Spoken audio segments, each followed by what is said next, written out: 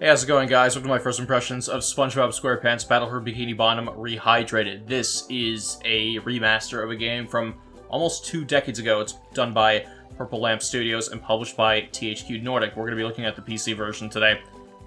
We're going to be primarily looking at what the remaster has done, bugs, if any, and there are several, and what could be improved. We will not be talking about the multiplayer component that has been added to the game.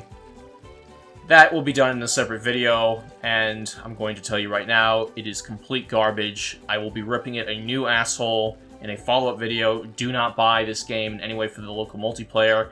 If anything, it is almost straight up false advertising, or misleading advertising, which we'll get into a little later. Now, the original game was a very much... I'm sorry. It's just, There's some really good things going on with this remaster, and then there's some stupid shit that was put in this game for no reason other than to waste developer time. It is just a little mind-boggling, to say the least. Anyway, this is a remaster of a very much beloved 3D platformer, and it is a very good remaster for the most part at that. There are all kinds of new animations.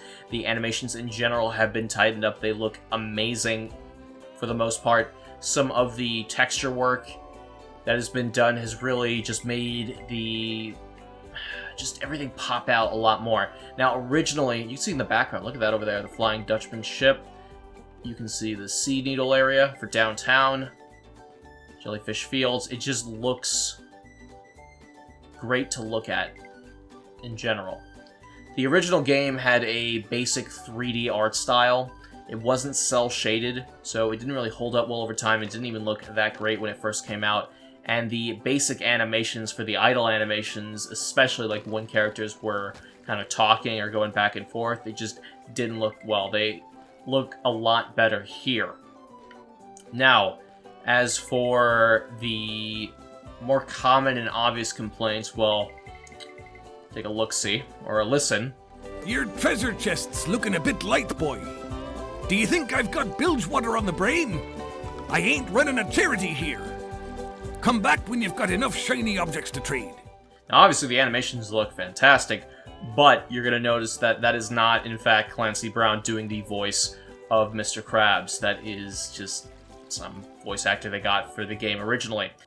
Now, obviously, you can hear that, you know, some of the original voice actors did reprise their role in the original release. Now, there was an attempt to get the entire cast voiced in this game. The problem came through a union disagreement in that if they wanted to get Clancy Brown to do the voice acting of Mr. Krabs, they would have to get everyone to redo their lines. I'm going to side with the developer and publisher over these unions on this one. That is absolutely ridiculous. The original voices are great in this game. Fantastic when they're done by the original cast. There is no reason to completely redo every single line of dialogue just because, you know, they wanted to get 1 or 2 voice actors back on board. And for the most part, it is actually 1.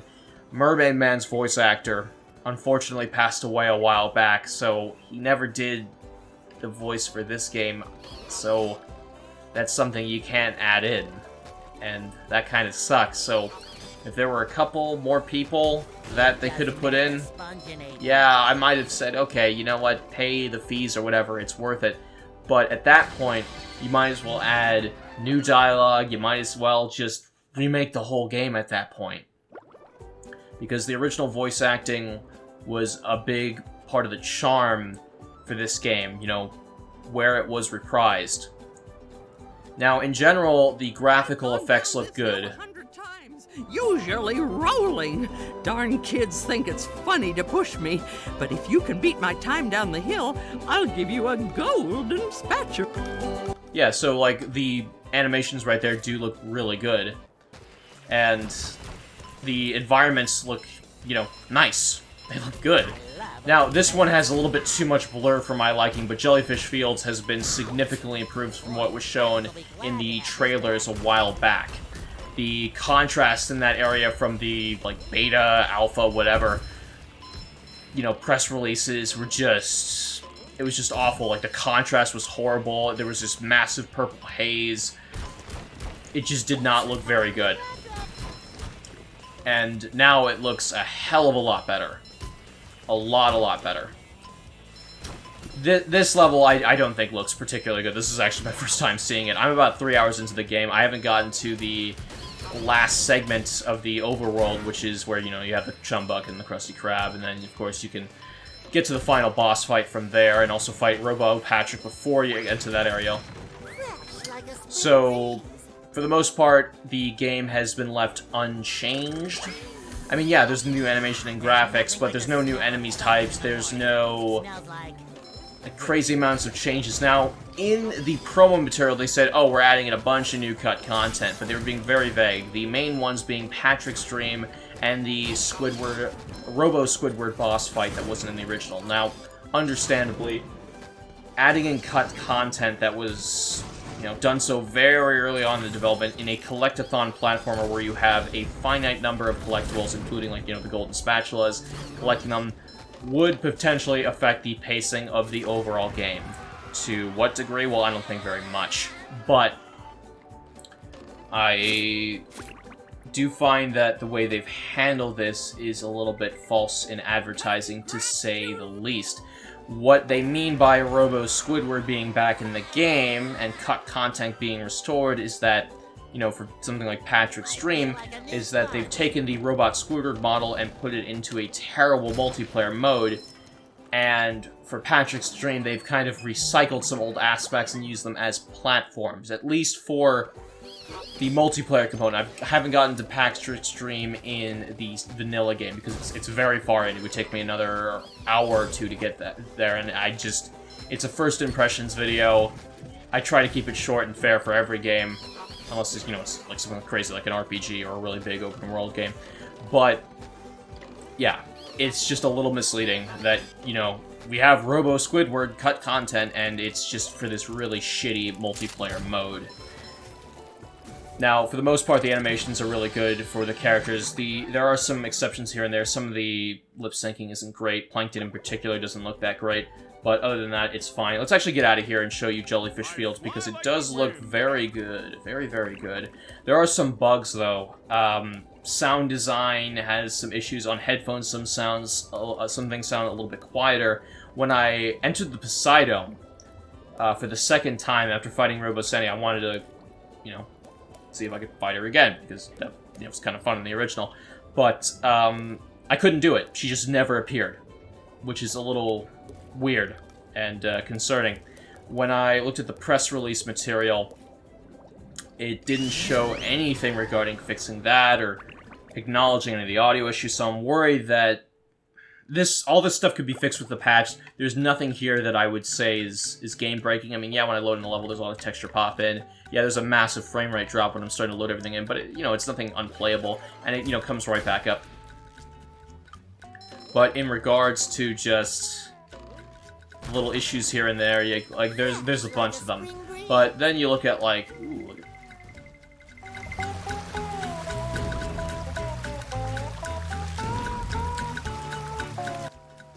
I mean, look at it. The draw distance is a lot better.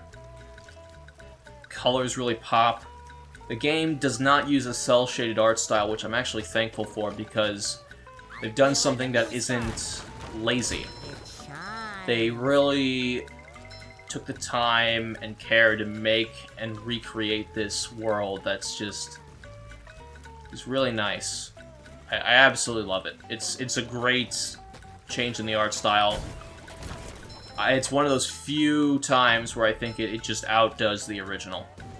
It doesn't really help the original that it just wasn't very good to look at in general to begin with. It was just very basic on the CG, and some of the animations looked horrible back then, but, you know, it's a very nice looking game. Now, as for the PC port itself, on keyboard and mouse, it actually plays very well. The sneak function, which was a mechanic of the original, is bound to the shift key, and the controller support is quite nice. You know, it's got X input right out of the gate. There's some weird prompts, like, you know, it says press, you know, when you have your keyboard up, it says press shift slowly to move, and it's like, well, you can't press a digital key slowly. It doesn't work like that. They gotta, again, iron out a couple of these little small gripes that I've been having. Have a look at the options menu right here. The game's got a full screen and windowed mode, and the resolution is a little bit annoying. You can go up to 1440p and probably higher, just what my monitor supports. 144 frames per second, which is nice. But the only thing about the resolution is that when you change it, it adjusts to that resolution, and I'm not going to do that because I might break the recording, but it's a little bit annoying. Metal Gear Rising did that. It's really annoying for full screen mode. VSync on or off. Audio options, not too much here, but it's fine. Sounds decent enough. The music is the original. I don't know if they've used, like, higher quality sound samples for it. It just sounds fine. I would have liked to see a remix track, honestly, because the original music is okay, but it's limited in what it can do because it was used very, very frequently. Like, you know, you have one track essentially going over for an entire level that you could spend, like, you know, almost an hour in. So, you know, that's a little annoying. Camera controls, invert controls. Sorry, I don't know why I got started there. Smart camera vibration. It's because it's a little weird. I mean, I guess it kind of follows you a little differently, but, you know, it's nothing super crazy or anything. Language options, pretty good amount here, actually. Not super crazy, though, because when you think about it, the show has been dubbed in, like, so many damn languages, it's ridiculous. But you do have plenty of audio options here. You can even listen to it in Japanese if you want to. Boku no Spongebob. Also have subtitles. Saves, only 3 save slots, unfortunately, like the original. And something I would have liked to have seen, at least so far, you know, maybe you can correct me in the comments, but there's no option to go into, like, you know, some dialogue segments or rewatch cutscenes. Something I had a problem with the original, because I like to rewatch a lot of the gags. And, you know, on that, you know, the new animations have lent themselves to some, you know, the gags are just, you know, better now. Because, like, when they do, like, the little jokes in the dialogue, because the animations are so much better and they actually work, they're great.